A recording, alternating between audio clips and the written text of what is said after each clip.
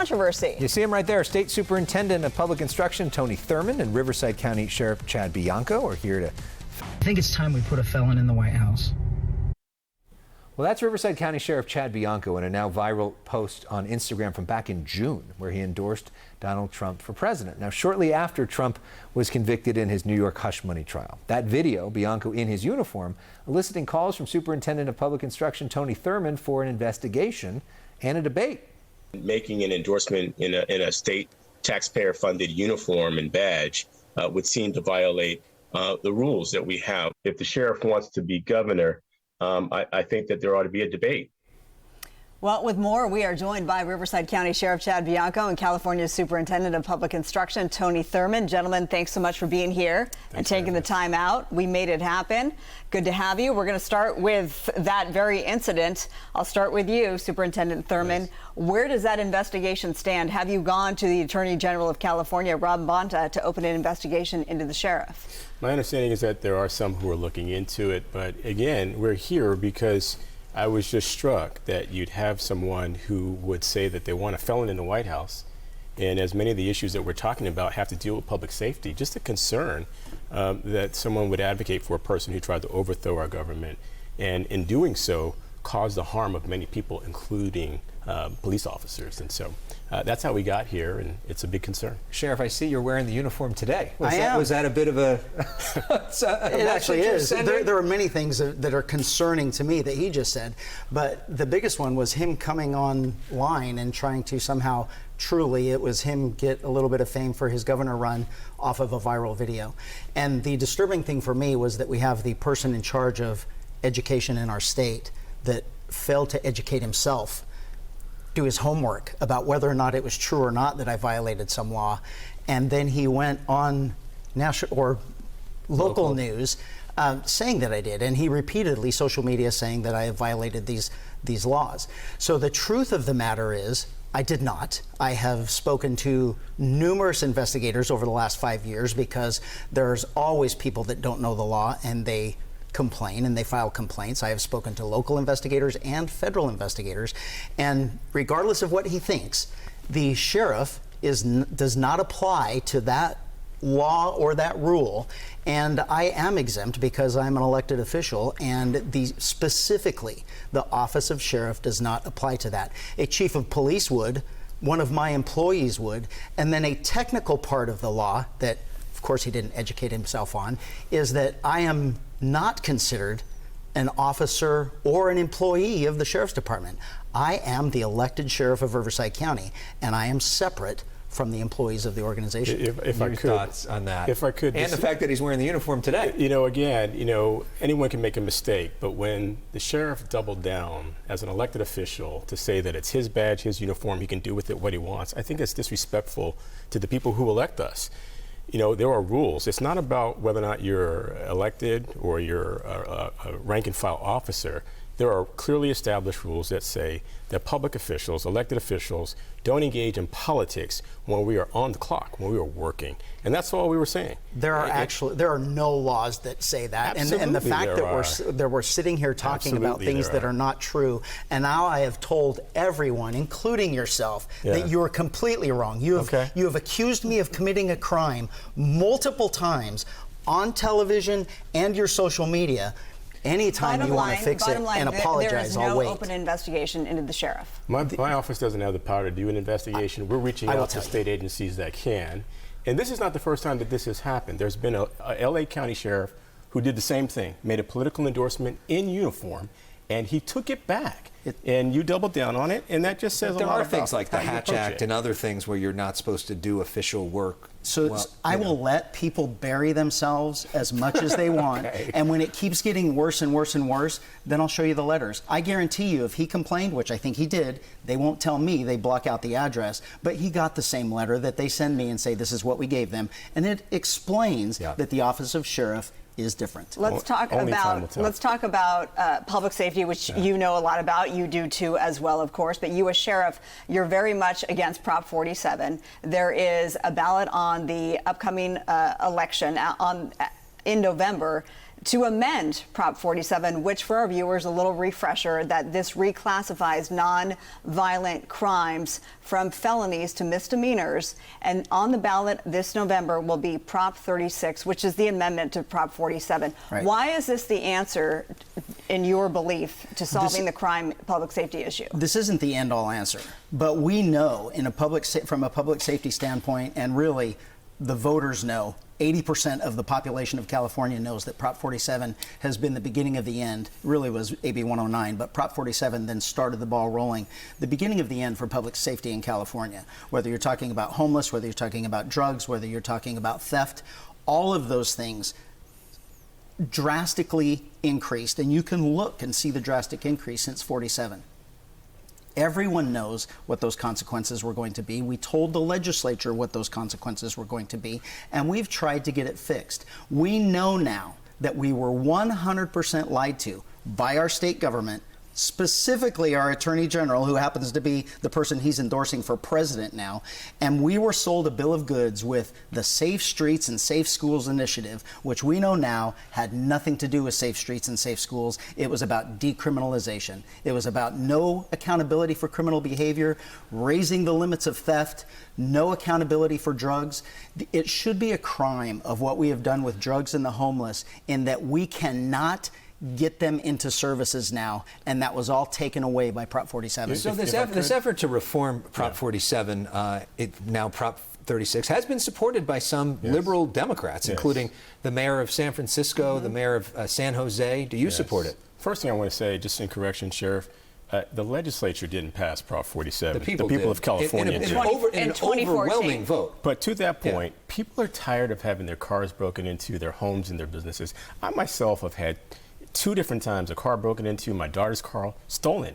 We do need accountability. And I've been on a lot of police ride-alongs. I come from a law enforcement family.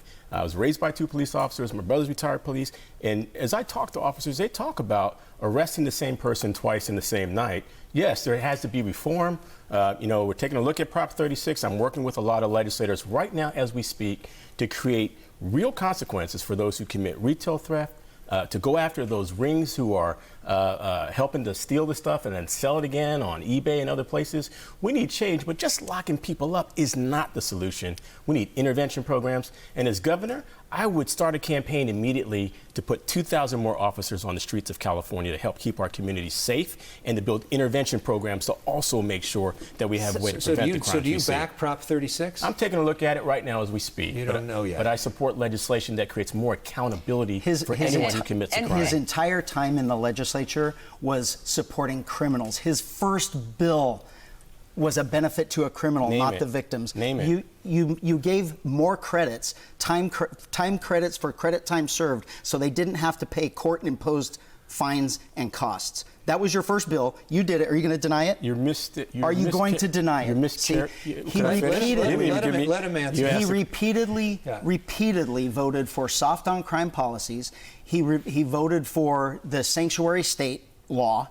He voted to remove the enhancements, the automatic enhancements for repeat criminals. He voted to remove the enhancements for criminals convicted of gun crimes, while wanting to make law-abiding gun owners criminals. Go ahead and respond. I appreciate the opportunity to speak. What is your vision for public safety? As I've said, I'll put 2,000 officers on the street. I'm working right now in real time with legislators to create more consequences and accountability for anyone who commits a crime, whether it be retail theft or anything. In my experience as an elected official, I've done more to help reduce violent crimes in the cities that I've represented, by building strong programs, working with law enforcement. What's your vision? I think you just made that whole thing up. But my record is clear. I've spent 31 years in law enforcement, on the front lines of law enforcement, trying to keep people safe, arresting the same people over and over, while the people in Sacramento, repeatedly voted for soft on crime policies, making us less safe, more rights and benefits to criminals than actual victims. How do you respond to that, Superintendent? I mean, what he's saying is that in the past, your proposals were soft on crime. How do you respond to that? You're talking about the future, but in terms of your past voting record. I disagree with the blatant mischaracterizations that the sheriff is making. It sounds like you're making this personal. I asked you what your vision was for keeping our state safe. I haven't heard you say that. You're looking for ways to attack my record that speaks for itself. Yes, I led programs that are record proven in the country for reducing violent crime in our communities, and I will continue to do that here in our state. Let me ask you, Yes. You have made the official announcement to Yes. run for governor in 2026. That's correct. Why haven't you taken the time to formulate an opinion about Prop 36, because it is such a controversial and important ballot in November? It's a very new measure that I'm taking a look at. Ultimately, the voters will decide if they're going to pass it or not. I've spent the last several weeks working on measures that I think are important to this state, including how do we give immediate consequences to those who commit crimes. Those bills are going to be passed any day now, and I've been working on that, as well as building programs to support some of our important needs in the state. Just yesterday, we launched a new campaign that's going to allow us to build 2 million more housing units in the state. I'm working on addressing homelessness and of course, crime and safety issues in the state. And so that's where I put my And these priority. are housing units on public land, right? With School districts. School The districts. school Yeah. districts. District To help the plan, which is a whole shortage. nother Well, we're going to talk boondoggle about in itself. education in our next break. So our conversation have a housing with plan, Sheriff? Superintendent Thurmond and Sheriff I have Bianco. an education plan. I'd It like will to hear it. continue. We'll talk Let's sneak education in a break. when we come back. Stay with us. And welcome back to Fox 7 News at 6. I'm Elex Michaelson. And I'm Marla. Tellez. Now back to our special debate. We turn to the issue of education. Earlier this month, as we reported right here on Fox 11, Governor Gavin Newsom signed Assembly Bill 1955. The controversial bill prohibits California school districts from notifying parents about a student's desire to change sexual orientation or gender identity. Proponents say the law protects LGBTQ plus students. Opponents, who have already filed a lawsuit challenging the law, say it violates the rights of parents. Now back to our special debate between California Superintendent of Public Instruction Tony Thurmond and Riverside County Sheriff Chad Bianco. So, Mr. Superintendent, since this is your purview, Yes. let's start with you. Yes. You support this. Why is it a good idea? You know, I've worked on SB 1955, and here are the facts. Actually, it does nothing to block the rights of parents. It actually says that when there are any discussions that are going to take place about a child's sexual orientation, that conversation should happen between that child and their parent. We don't want government involved in making decisions about our children. Is that something that you'd want to see? I know you're going to speak against this matter, but actually what it does is it protects young people from being forcibly outed. And research shows that when you target LGBTQ plus students in this way, you propel them towards suicide. 40% of LGBTQ plus kids are experiencing or considering suicide. But when you do the opposite and you support them, they do better in school, they have better attendance, and it is just a misnomer for those who have said that this takes away parent rights. This actually reaffirms the rights that parents and their families should have to work on these issues together. Sheriff Chad Bianco, I know you have a very different perspective on this. Yes, I mean, since he took over this position, talking about mental health, 70% increase in mental health issues in high school, or I mean in school-aged children. So there is a huge problem there. And the good thing about talking to a cop, especially a leader of a law enforcement agency, is you absolutely have to get the truth from me. It is impossible for me, unless I want to be fired and removed, for lying. I can't lie as a cop. There's only one of us here that can do that. This bill is absolutely horrible. Sheriff? This bill is absolutely horrible, and it certainly takes away the rights of teachers to inform parents. And what it does is it prevents school districts from having their own rules and laws of saying that teachers will notify parents or that a teacher can notify a parent. This took away that ability for schools to do that in the event we come up with a policy that says you can no longer talk to the students. This is an end-around, ridiculous law that as a parent and as a grandparent, absolutely horrible, that there is no parent in the state that supports his point this. is that students could be forcibly outed to parents who may not be ready for that and that they could commit suicide as a result. You say what? We can ifs forever. If we're talking about something that could happen, so we're going to pass a law and we're going to make some policy, that's not the role of government, not even close to the role of government. Is it the role of government to interfere in the lives of families and their children and to tell them what they should and shouldn't do? You just did that by passing 1955. Do you agree or disagree? I just said that government should not be involved in the lives of our families and that this is a decision that should get made between parents and their children. Do you agree or disagree? You're absolutely right, which is why government should stay out of it. And that's why I support this bill, because it keeps government out of it. By putting government in it keeps let me teachers ask- teaching, which is their job. We've heard from a lot of parents that say this really just muddies the water when it comes to my parental rights. When I drop my kid off at school, whatever that they choose to tell their teacher, that should be relayed to me. So that is their right as a parent. And you say? The bill does not say that a teacher cannot engage in communication with the parent. It simply says that the district cannot require teachers to forcibly out a student who might be having questions about their sexual identity. But if a student says, I want to be known, if I'm a female and I want to be known as the he pronoun now, isn't that what this law says? It prevents the child or prevents the teacher from notifying the parent of that? You know, teachers don't have the experience to make the decisions about who's LGBTQ plus or who isn't. You know, at what point do we expect teachers to start doing investigations about what students? We bring teachers in to help them support our kids to learn. And all this bill says is that when it comes to someone's sexual orientation, that's a personal matter that should be worked out between them and their family. But there's so many other issues, like even a permission slip for a field trip you have to get a parent for, so why wouldn't this go to your parent? Where would parents start? Would they call every time they heard a child use a pronoun? That doesn't mean anything about their sexual orientation. All it does is take away the right of a parent to be there, or a teacher to be a caring adult if the student needs someone to talk to. Teachers are some of our best mentors. You talked about counseling. If I could finish, you know, I brought the resources in so that we can have 10,000 more counselors in our schools so they can get help for the things that impacted them since the pandemic. Why would we take away the right of any caring adult to help a young person who's struggling with their sexual orientation or bullying or any issue? If they've come out and this is what we're talking about in school, they're not coming out. They're not being outed. They're already outed. They've already outed themselves. We're just keeping it from their parents. Students don't have rights. Kids don't have rights.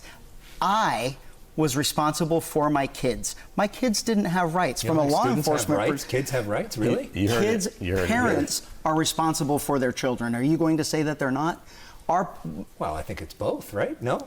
Well, it depends so I probably misspoke and said, yes, they certainly have rights. They are U.S. citizens, they are humans, they have rights. But parents are responsible for their children. And that they are their legal guardians. We don't allow an 11-year-old to decide that he's going to be a dog and act like a dog all day long without the teacher saying, how is that I think we have a problem with your child and their pronouns and what they believe, and you have a right to know what's happening with your child. I think we just heard a dangerous policy in how you view young people, that they don't have any rights, in comparing them to dogs. Most of the kids who've been forcibly outed, because they've called me and they've asked me to come to their schools, they have not outed themselves, but someone has decided that they should be outed. Again, that goes against their well-being and their support. And I think it's a reckless policy, and if you're going to be governor of the state, we could keep, I think it would be very we could reckless. keep talking about this forever, but let's go just more broadly in terms of education. Obviously, during the pandemic, we had learning loss. We had a lot of parents that were frustrated that kids didn't come back to school earlier. We had the longest school closures in the nation. So going forward, what is the plan in terms of ameliorating some of that learning loss and improving California schools? There's no question our students, like adults, were impacted by the pandemic and mental health, and they're dealing with learning gaps that actually existed before the pandemic and got worse. Our state is better positioned than any others to help our kids bounce back. We're giving them extra tutoring, longer school time. We are spending $1 billion a year in arts education, which addresses many things, including our students' academics, reading coaches and specialists to make sure that our kids learn to read by 3rd grade. And we're working to make sure that we get 10,000 more mental health clinicians in our schools to help our kids. We're giving them free meals. You know, we spent $900 million. We fed 900 million families during the pandemic. You said that our schools were closed longer. We actually took the action to make sure that our schools could open safely, so that people could be in school safe from COVID, so they could be learning. We got 1 million computers for our students. I worked on getting $8 billion for broadband to make sure our students can learn. Our schools closed, and our kids didn't even have computers. And so I dug in there to make sure that we would get these resources for our kids. I hear you making, blame and platitudes, but I'm very interested if you have a real vision for serving the students of our state, because they need a great deal. Let me interject and say that we have less than a minute. Sheriff, you have have hinted at a run for governor in 2026. Are you ready to make that announcement tonight? No, I'm the sheriff of Riverside County, and for the next several months, my goal is to make sure that Prop 36 is passed and not lied to the public. Apparently, he doesn't know either. But the public has to know that Prop 36 must be passed. And I've read what the Attorney General has now put out in the ballot for the descriptions. It's another lie. It's another Prop 47. We need to combat this. Maybe 30 seconds on education. Your thought on what he just said. Well, historically, he has been a social worker, not an educator. We are the worst in the country when it comes to education. We have the lowest literacy rate for adults. They celebrate 34% of our kids being grade level literate in math and 46% grade level literate in language arts, and they celebrate that. We spend more money per student than anyone in the country, and we are the bottom of the list when it comes to education. And now he wants to waste $14 billion on 75,000 acres of school property. What I want to know, where this entire state needs to be fixed, how does a school have 75,000 acres of real property? I can address that. That is $14 billion Real quickly, that they have failed. This will be the last word. The school has failed to educate our kids, and they waste it spending money on property. One correction for you, Sheriff. I spent 10 years working in our schools, just to be clear. You don't get to speak for what my career is, just like I wouldn't do that to you. Your record does. You are someone who has said you would support a president who wants to get rid of the U.S. Department of Education. That would take away resources for kids with disabilities and special education and low-income students. What would It you actually say? wouldn't. It puts it in the hands of the state. May I Let us finish? finish What would you say if to it was truthful? I asked you if you had a vision for education. You didn't give us an answer. You just pointed a finger. I asked you, what's your vision for public safety? You didn't give us an answer. And so I'm sitting here saying I am running for governor. And one of my lead priorities is to build 2.3 million housing units. We are in a housing crisis, and it just so happens that our schools across the state possess 75,000 acres of land that can be developed upon. And schools have done this. They can use surplus property to build for their teachers and classified staff who cannot afford to live where they work. This is a significant opportunity for California communities, and I'm going to help lead it, and I'm going to help lead this state to address housing and homelessness and great paying jobs for Californians. Superintendent Tony Thurmond, we thank you so much. Riverside County Sheriff Chad Bianco, thank you both for being here and taking the time out to do this. And not everybody goes out of the echo chambers and has an actual conversation. debate. So thank you very much, and we need more of that. So thanks for being here. We'll be right back.